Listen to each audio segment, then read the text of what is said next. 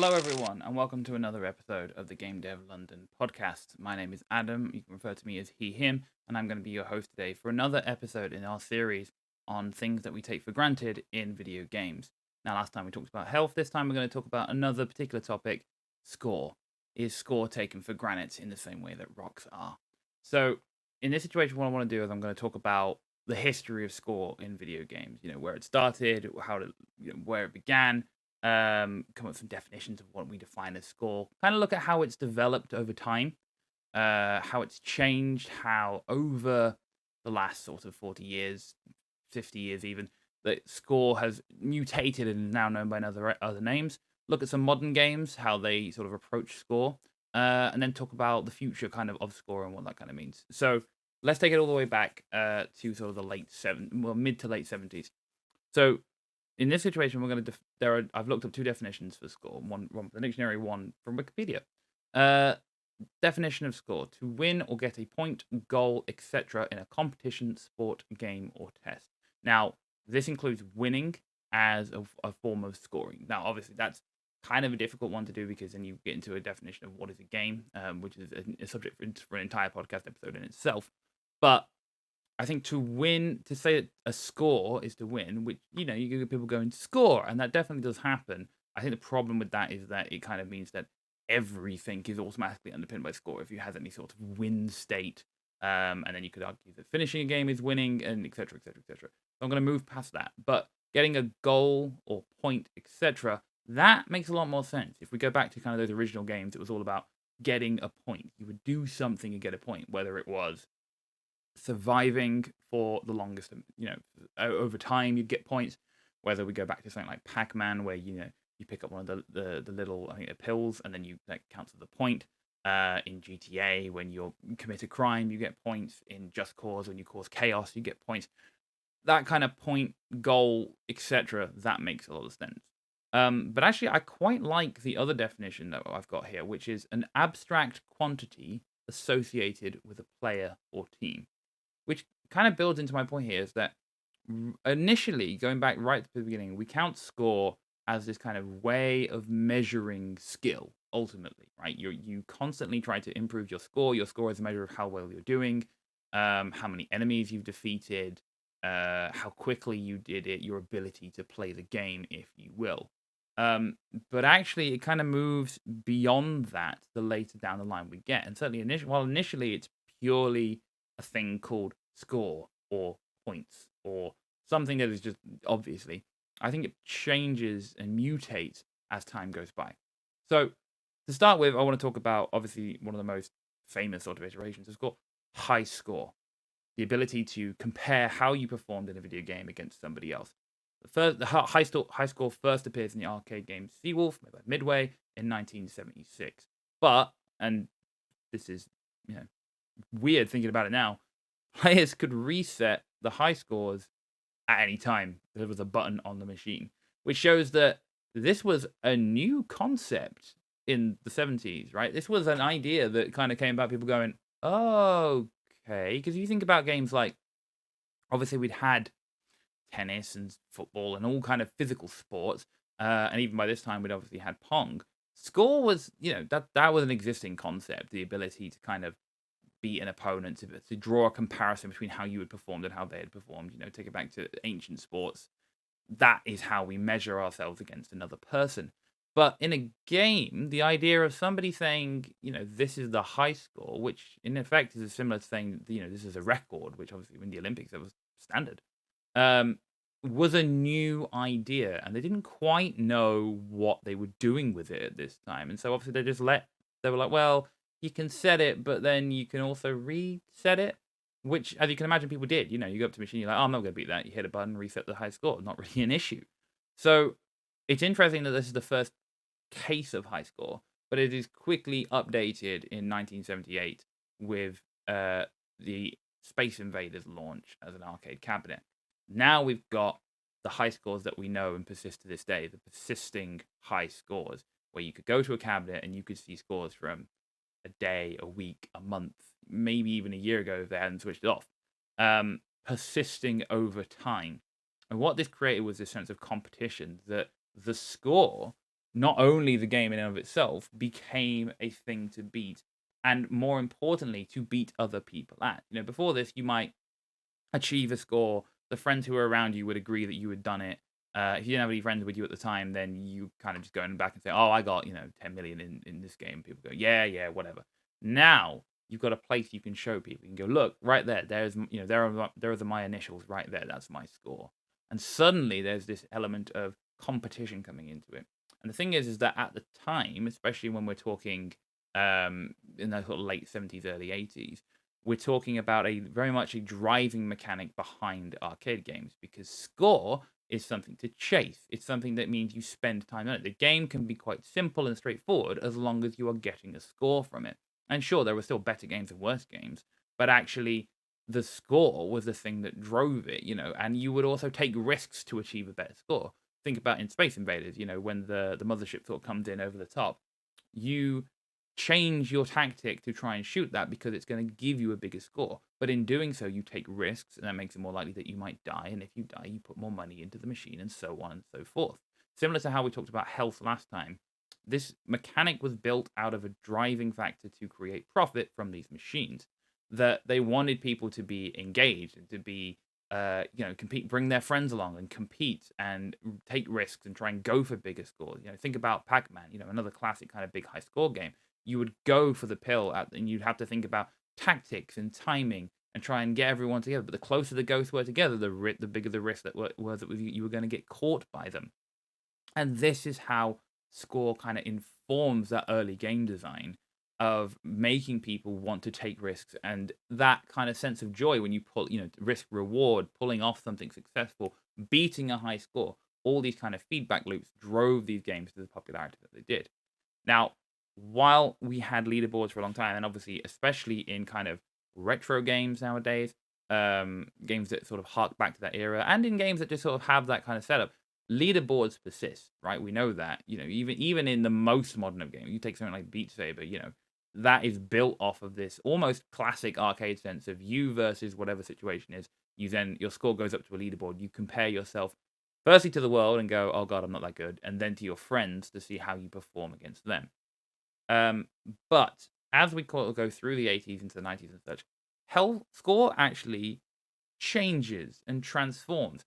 And suddenly, in sort of comparison to how we talked about health last time, it's not just a way of measuring your skill and performance. Or, in fact, it is, but it's not called score anymore. And this is where we start to get into things like, firstly, there is this merging of health that we talked about the other week, and score that, as you perform, you achieve a level of health, or you can upgrade your health, and how big your health is the thing that allows you to continue to succeed. Particularly if you look at something like the Dark Souls games, what once was your score now becomes your obviously I'm going to use Elden Ring because that's what I'm playing, become your runes, this thing that you are constantly striving for, constantly gaining. It's the same as, experience points. It's this thing that you are constantly gaining that allows you to do something. Now, in the original games, when we're talking back in the 80s, we're talking about comparing to your friends and scoring higher on the leaderboard. Now, these are the things that allow you to progress. You could argue that this is not a fair representation of score, but I would say that in quite a lot of these games, how much you have accrued over an extended period of time does kind of represent that. You think about games like GTA Online and such, where the amount of money that you've accrued over an extended period of time is compared.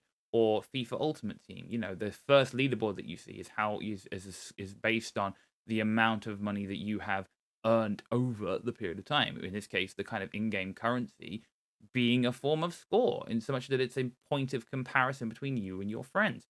Let me just roll that back a little bit to experience points. That once we hit kind of RPGs, long-form single-player games, that your score is no longer this kind of point of comparison outside of, and this is where it gets interesting, the level and the game that you have achieved, because that is the way that you compare yourself to your friends. You take something like Skyrim, especially when it first came out, and you go, "Oh, I'm level, 50. What are you level? I'm level 6. Well, that's terrible."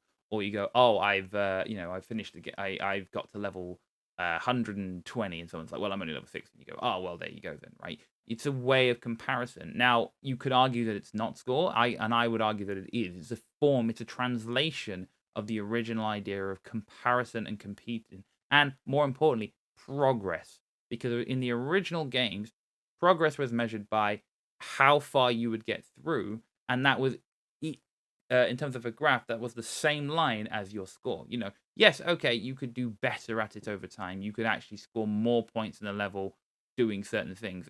And like I said before, truly, it's a measure of skill, but it also is paired directly with progress. So there is a question here about, is it the same thing? Now, it's probably not. We're talking about a numeric a number here. We're talking about something that goes up over time.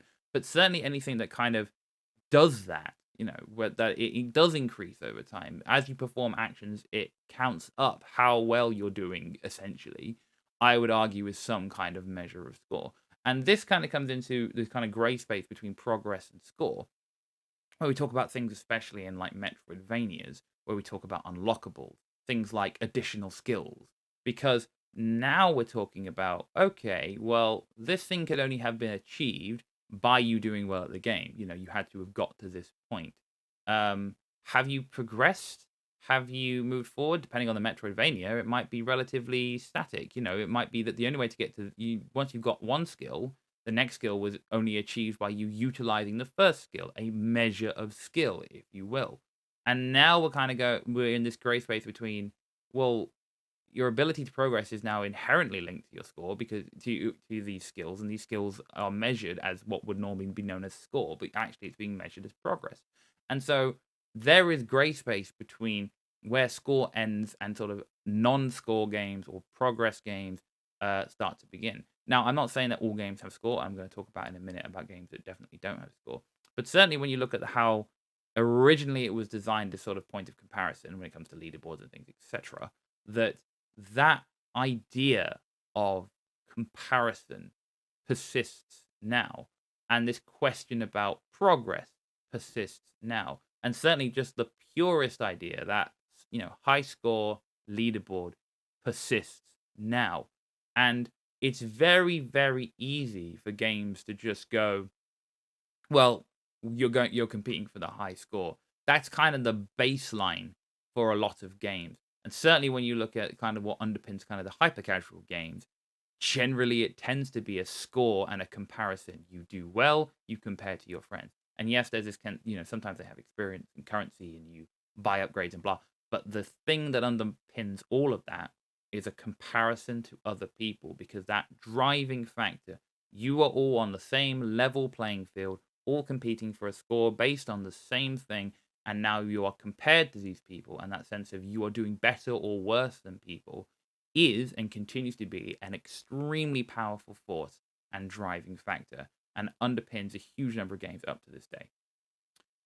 So let's move on and talk a little bit more about the modern day, right? So as I mentioned, there are games like Beat Saber, a lot of games that do reflect retro themes. So games like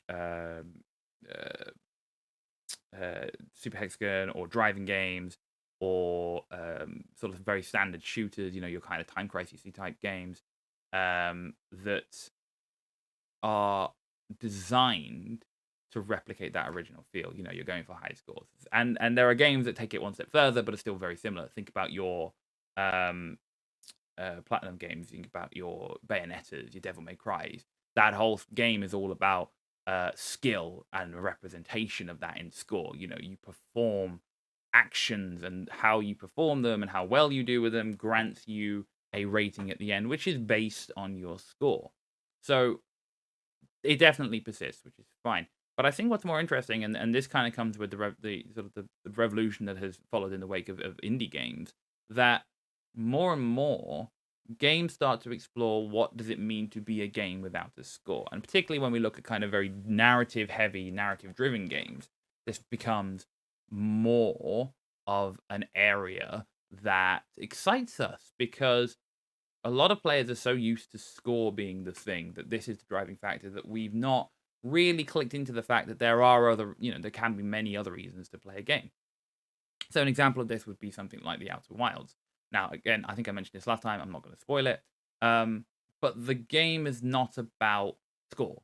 The game is about knowledge and application of knowledge, which is relatively unique in that sense. But this also comes true in kind of puzzle games, where, take for example, The Witness, where your the game again is about knowledge. This time applied directly to puzzles as opposed to exploration, but it's about you learn how the puzzles are played, you then apply them to other puzzles, and then continue to apply them in more dramatic and strange circumstances.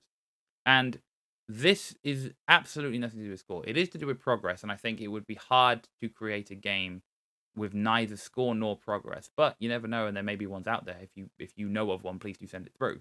Um, but these games typically drive themselves on something else. It is about exploration. It's about learning systems. It's about waiting out time. It's about finding out the truth or resolving some matter, or getting to the end of the story. And take a game like Journey, for example, where it's a relative puzzle platformer. You are moving forwards. It's a straight line, but at no point are you given a score that I'm aware of. There are measures of how you are doing, in the form of your scarf getting longer and shorter. And actually, again, is that score permeating in one way or another? Some measurement of comparisons. You see, this is where it gets interesting, is that it can start to appear in places where you don't expect. Outer Wilds definitely is a purer example. There is nothing that, apart from your own knowledge, and I think it would be a difficult argument to say that your understanding of the game could be considered a score in that sense. Um, and certainly the sense of progress is absolutely minimized. There is only one point of progression, which is really just an application of your knowledge, without giving much away. And it doesn't have that. Whereas Journey, which I came into this thinking is a good game without score, actually again has that representation of skill, that comparison. You see different players with different lengths of scarves. Again, it's a multiplayer game. If you meet somebody else, you have different scarf lengths. And again, it's this idea seeping through. And I think where it gets really interesting is a game like Gone Home, where it is a mostly linear narrative story. You are learning information and applying that information to the world to continue to progress. But it has other paths. You don't need all the information to be able to progress. So there is a comparison point on how much did you learn, how much did you know. Again, I don't think you can class knowledge as that. But, and this is true for a lot of games, it has achievements, which almost doesn't make sense. Why have achievements in a game where you're trying to follow a story? Because the achievements give you tasks to complete, and now suddenly you have a measure of progress, in terms of outside of the game sphere, and you achieve something for it. And again, while it's a measure of progress, it's also a measure of skill, because often these challenges are to do with your ability to perform an action, or to go think outside the box, or do something that not a lot of players have done. And this measure of skill, as we've already said, is a form of score. Think about uh, all achievements. They are all either points based in terms of Xbox, or they've got a level to them: gold, silver, platinum, bronze with PlayStation. They are all kind of going, you did very well, you did really well, and they are points of comparison. Again, comparing you to your friends, because points form this driving feedback loop that's really, really easy to just fall into. And at the platform level, they want to keep doing this because it's very easy to do it. And so it's very easy to slip into this sense of the game must have something that demonstrates skill over time. And I'm not saying that it can't. I'm not saying that this is a bad thing. Not far from it. But what I'm saying is that it's very easy to take it for granted and just go, oh, it must have it. We assume the game has to have some level of measurement, whether it be score, or whether it be experience points, or lives, or ranking, or rating, or other things that are bars that contain points that you increase over time, or some way to compare how you performed against other people. And that is fine, but there is a lot of space outside of that box that is still to be explored. And games are starting to do it. Like I said, we've got Outer Wilds. You've got games which are just about you getting from the beginning to the end, and they don't really take you in a way that means you have to, become more skillful, or or you have to be compared to other people in any kind of way. But they are few and far between. And this is kind of where we go to where do we go next? We're starting to think about what is the future of a game without score, for example. So, like we said, it's a measure of skill. So we take that out of the equation. That the sense of it is that there is no measure of skill. You at the beginning of the game, at the end of the game, while you may be better at the game, your developed sense of skill does not influence the result. So, we've got examples of this where it's how much you learn about the game. So this could be in play, and actually, when we start to think about this, we start to see this in games like what remains, the Return of the Obra Dinn, where it's a game about knowledge. And while there is a sense of reapplying your skill over time, it's a game about knowledge and information and learning. And actually, more of these games that are about knowledge and information definitely represent this kind of new wave of non-scoring games. There is an argument as well that these games that, fondly or unfondly, you can decide how you feel about this as a term, that are known as walking simulators, are games without score, that you tend to not score in them. Some you progress forwards, some are just about knowledge and application. And again, it's interesting to have games where you are not tied to your performance, where you show up and be and are and experience the world without a concern about, I have to be better at this, I have to improve over time. So I think that there are a lot of opportunities going forward where games could really start to kind of explore these spaces, and figure out where we could go next, what we could do next, etc. So to summarize this episode, I think score and leaderboards and comparisons and all this kind of thing are not going away anytime soon, and nor would I want them to. I very much enjoy playing a game and doing very well at it, and being able to see that, by looking at how I'm performing against my friends, how I'm performing against other people, etc., etc. But it's important to bear in mind that you shouldn't just take it for granted that score or should be a part of your game, and bear in mind that score can exist in many ways, and it can sneak into, even if you try to make a game that eludes score, it can sneak in the form of experience or leveling or ranking or rating. These are all measures of your level of skill, and that is a form of score by one word or another. Taking it back to that definition, it's an abstract quantity associated with a player, right? So if you are interested in kind of making games without a score, try and think about how you can build a game that separates out the skill of the player from the performance or abilities game, and measure other things other than skill. Measure knowledge or awareness or understanding, or mental capacity, or some other field that separates your games from the huge number of classical games that you score, or some measure of score, as the way to progress. So hopefully you enjoyed this another episode in our Taken For Granite series. As I said at the beginning, my name is Adam Boyne, and if you're interested in finding out more about me, you can go to Twitter and find me at AdamB1234. You can also go to other places, Instagram and whatever. You can find out more about us at Game Dev London by going to gamedev.london, or at Game Dev London on all major platforms, Instagram, TikTok, etc.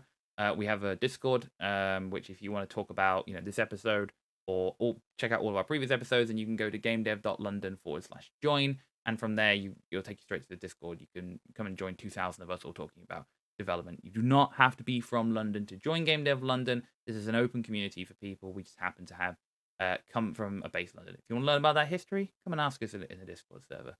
But for the meantime, thank you for listening, and I'll see you at the same time next week. Goodbye.